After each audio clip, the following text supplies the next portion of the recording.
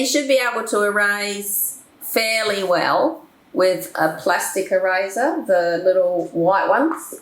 They should get a bit of it off, but they won't get the whole lot off because coloured pencils have got wax in them, and that's very hard to erase.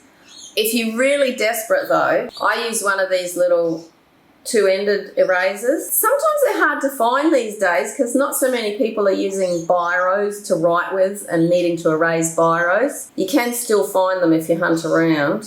This is a shortened one because I've taken slices off. You might have seen this little tip. I like slicing off a little bit of the white eraser with a really sharp knife, and you get this fantastic little sharp eraser for getting into details. So I've sliced a bit off the end of this one. So usually they're a bit longer than this.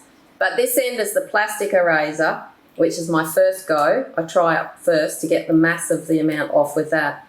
If it doesn't come off, this is my last resort eraser. The blue end is for erasing biro. The way it does it is it's got sand in there. So it's actually going to sandpaper your paper down, so it actually lifts the paper surface off.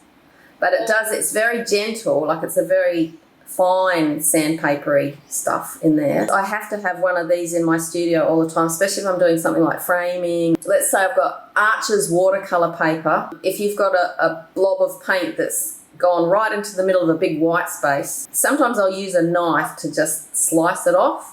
But sometimes there might be a mark, like a bit of plastic or something's rubbed off onto the paper.